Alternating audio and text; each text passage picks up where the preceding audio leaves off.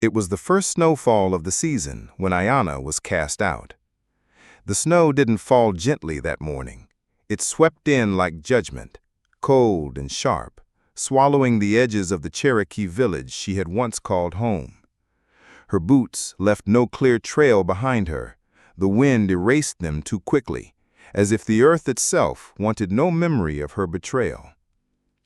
She walked alone, carrying nothing but a leather satchel that held her mother's turquoise necklace and a torn blanket from her childhood. Her long dark hair stuck to her cheeks, frozen tears clinging to her skin. The elders had spoken. Her heart had chosen a man with pale skin and blue eyes, a settler, a stranger. That choice, to them, was a wound to the spirit of their people, and so she was banished. Aiyana was 29. Once the daughter of a respected healer, she had grown into a quiet woman with eyes that saw more than others believed. But her gift, her intuition, had betrayed her this time. She had believed love could soften prejudice.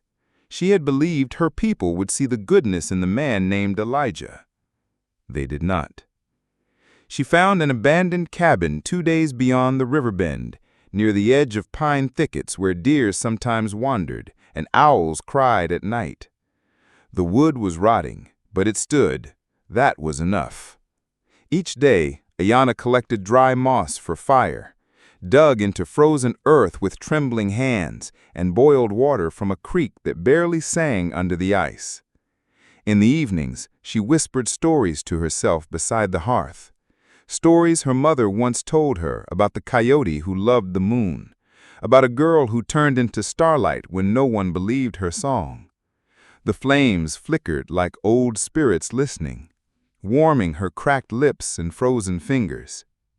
But it was the silence that ached most, the kind of silence not just outside, but inside, where once there had been belonging. And still, she did not curse them. Not her father, who looked away during the hearing, not her cousins who turned their backs. Only once, as the wind howled against the walls and her breath made ghosts in the air, did she press her hand to her belly and whisper, "They don't know what we carry," because she was not alone. The storm had passed, but its memory lingered in the bones of the forest. Aiyana awoke to the softest sound, hooves in the snow, careful and heavy. She stayed still, only her eyes moving. Through the frosted window, a figure on horseback emerged from the trees. Tall in the saddle, wrapped in a thick wool coat, the man dismounted with practiced grace. His breath made clouds, but he moved with the ease of someone unbothered by winter. She did not rise, she only watched, heart pounding. Few dared travel this far into the woods, fewer still alone. He approached the cabin slowly, one gloved hand raised, not in threat, but greeting. His voice, when it came, was low and gentle. "I don't mean to frighten you, just looking for shelter. The pass is snowed over." Aiyana stepped into view. Her blanket was wrapped tight, her eyes wary but clear. "There's wood and warmth, if you don't take too much." He nodded, and for a moment something passed between them. Not quite trust, but a recognition. Of what, she couldn't say yet. By firelight, the man introduced himself. Elijah Whitmore, a carpenter from Tennessee, heading west for work. His horse, Willow, was limping slightly. "Stone bruise," he said, with the care of someone who loved more than just people. Aiyana said little. She gave her name only after he asked twice. "Your accent," he said after a moment carefully. "It's Cherokee, isn't it?" She stiffened. "Was." His eyes held hers, but he didn't press. Instead, he stirred the stew she had allowed him to help make. "I'm sorry," he said softly, "for whatever it is that made you say it that way." That night, they shared silence more than words, but it was a different kind of silence, one that made room for breath, not loneliness. Aiyana watched the fire dance in his eyes and wondered, for the first time in weeks, if the world still had corners of kindness left. The next day, Elijah asked if he could fix the front door, which hung crooked and groaned in the wind. She nodded, cautious but curious. From his saddlebag, he pulled a bundle of tools, well used, worn like old friends. As he worked, Aiyana sat nearby, peeling root vegetables and pretending not to notice how easily his hands moved, how he hummed softly while he carved new pegs from pine. "Most folks build for speed," he said without looking up, "but I've always built for staying." Aiyana said nothing, but the words settled inside her like coals under ash. That evening, the wind didn't seep through the cracks as much. The cabin, for once, held warmth that didn't feel borrowed. Elijah laid his bedroll near the hearth, careful to keep distance, and thanked her again for the fire, the stew, the roof. Before sleep, she whispered, "Most men would have taken what they needed and gone." He looked at her through the half-dark and answered, "Most men ain't seen a woman stand alone like this and still light a fire for a stranger." The first beam Elijah raised over the doorframe was carved with her name, not in letters, but in the soft shapes he had asked her to teach him. The Cherokee syllabary, pressed into wood with care and reverence, each stroke a vow. He worked without speaking much, not out of coldness, but focus. Aiyana watched from the log nearby, wrapped in a shawl she had woven from wool and memory. The old cabin was no longer safe. Its roof sagged, its floor buckled under the weight of too many silences. Elijah had found lumber from a sawmill 3 towns east and brought it back in a cart pulled by a single old mare. He worked for 3 straight days, hands blistered, lips cracked, building something stronger, not just for her, but for them. Sometimes she caught him pausing, staring at the horizon, as if wondering if the world would let this love stand. And yet every time he picked up another beam, another nail, it was a prayer hammered into place, not to God necessarily, but to whatever spirit might let them belong somewhere, even if just in each other. It was near dusk when they came, a rustle in the trees, soft at first. Elijah reached for his rifle, but Aiyana stilled him with a hand. Her ears knew that rhythm, the step of moccasins on pine needles, the breath held tight with old grief. 3 riders emerged, her uncle among them, the one who used to braid her hair before ceremonies. Another, the midwife who had been her mother's closest friend. And the third, a young man she once called cousin, now with war paint smeared across his face like anger too long unspoken. They did not speak at first, only stared. At the cabin, at the man beside her, at the curve of her belly beneath the wool shawl. Her uncle was the first to speak. "The council sent no one." "I know," she said quietly. The midwife's voice cracked like dried cedar.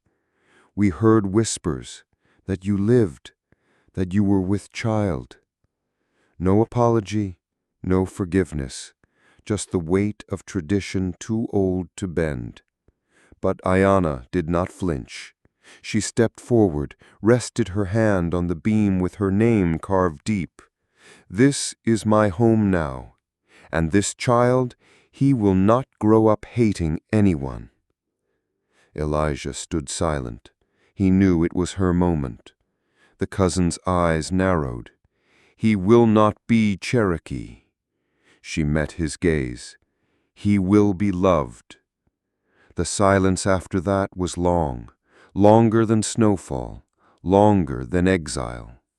And then the 3 turned without a word, disappearing into the dusk like memories with no place left to rest.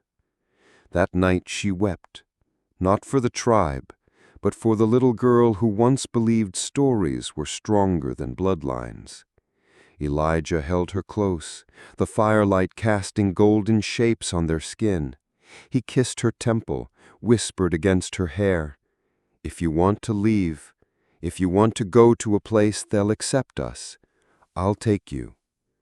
She looked at the beams, the hearth they built with laughter and tears, the small pile of baby clothes folded beside the wall. "No," she said, "we are already there." The first snowfall came early that year, like a hush blanketing the land before it could scream.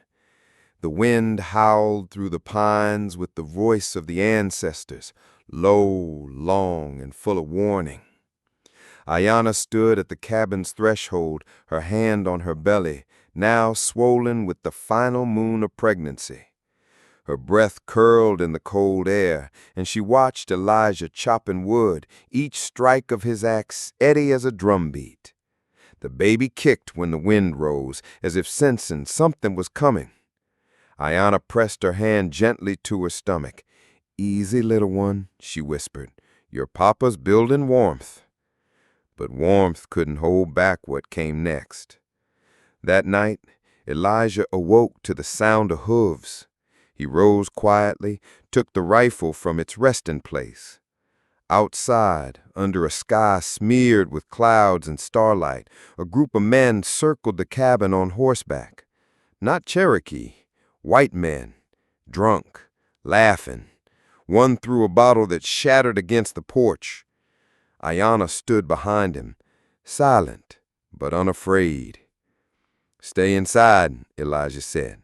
"No," she whispered, "we stand together." The men weren't there by chance. One of them had followed Elijah weeks ago when he went into town for medicine. Aiyana's belly had drawn their eyes, her skin, her silence, her difference. And difference was enough to stir violence in the dark. A voice slurred from outside. "Thought you folks was smarter than this, building a home where no one wants you? She don't belong here." "She belongs with me," Elijah called back. "Go home." A gun fired into the air. The horses reared. But no one crossed the line. Elijah had built more than walls. He had dug trenches, set traps, carved a perimeter with the precision of a man who had survived too many battles. They didn't know that, but something in the cold night air made them hesitate. Another bottle, another laugh. Then hooves turning away, swallowed by the storm. But the fear lingered long after the noise was gone. They didn't sleep. Elijah sat by the window, rifle across his lap, eyes never blinking. Aiyana curled beside the fire, wrapped in every blanket they had, rocking slightly, breath shallow. Not from cold, from something deeper. "I'm not afraid of them," she whispered. "I am," he said quietly. "Not for me, for you." She looked at him then, really looked. At the man who had once built barns for strangers, who now built a life for her. At the hands that had held her gently, even as they carried timber and fear. And she knew this was the price of love. Not exile, not silence, but risk. "We should leave," Elijah said. "Head further west, maybe Oregon, start fresh." "No," Aiyana said. "We don't run from storms, we build through them." The baby kicked again, hard this time. Her body bowed in pain, her eyes widened. The blizzard came with screams, hers and the wind's howling together. Elijah had never delivered a child, but he had steadied beams through wind, stitched open wounds on cattle, and survived battles that didn't have names. He was not a healer, but that night he became one. The fire roared, the wind slammed against the cabin. Outside, the snow buried the porch in silence. Inside, Aiyana gripped the edge of the bed, her face slick with sweat, breath ragged. Elijah knelt beside her, whispering steady words, his hand on hers, his voice louder than the storm. "Push, Aya, just a little more." She screamed, not in fear, not in pain, but in power. And then, a cry, tiny, sharp, and alive. Aiyana collapsed back, tears streaming down her face as Elijah held the child in his trembling hands. A boy, dark hair, eyes not yet open, but lungs already claiming the world. He wrapped the baby in the same shawl Aiyana had woven during the summer, the one embroidered with the Cherokee symbol for hope. Aiyana reached for her son, her lips trembling. "Welcome home," she whispered. Elijah kissed her forehead. "You both saved me." And in that tiny cabin, beneath a roof built with bare hands and a heart carved from exile, a new life began. Not just the child's, but theirs. One not built on bloodlines or approval, but on the unshakable truth that love, once chosen, could survive any storm. Spring came slowly that year, as if unsure whether it was welcome. The snows melted into the thirsty earth. Wildflowers pressed through the thawed soil like soft declarations of life. And in a valley, rimmed by pines and shadows, Aiyana stood barefoot in the doorway of their cabin, her baby boy sleeping in a cradle Elijah had carved from cedar. They named him Nokase, dear, for his quiet strength, his gentle eyes, his ability to survive. Elijah planted beans, corn, and squash in neat rows. He built a smokehouse, a water wheel, a cradle board for Nokase's back. His hands, once rough with distance, now worked for roots. But it was Aiyana who heard it first, the hoofbeats, far off, measured and purposeful. Not the rush of attack, not the slink of spies, but something more ancient. A rhythm she had once known. She turned, heart caught in her throat. And there, cresting the ridge beneath the wide blue sky, were riders. They did not come with war paint, no war cries, only silence. Her brother, Nahili, led them, the same brother who had stood in the tribal circle and turned his face away when she had begged to stay. His hair had gone grayer, his mouth was tight. Behind him, 2 elders dismounted, slower now with time. Aiyana stepped forward, Nokase swaddled in her arms. She did not bow, she did not hide. "I thought you'd never cross that ridge again," she said, voice calm as water. The Healy's eyes dropped to the child in her arms, then rose to Elijah standing behind her, quiet but steady. No rifle this time, just his hand resting gently on the doorframe. "I heard a cry, said a boy was born here, with eyes like river stones." Elijah spoke. "He has her strength." "And your stubbornness, no doubt," Nahili said.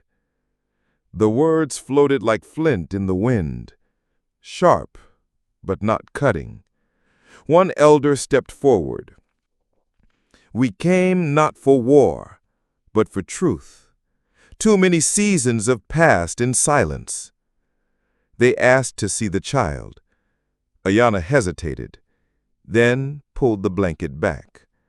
The boy stirred, opened his eyes, and in that instant, those dark eyes that held no border, no fear, the elder drew in a breath. "He looks like our grandfather, the one who walked west alone after the Trail of Tears. Do you remember, Nahili?"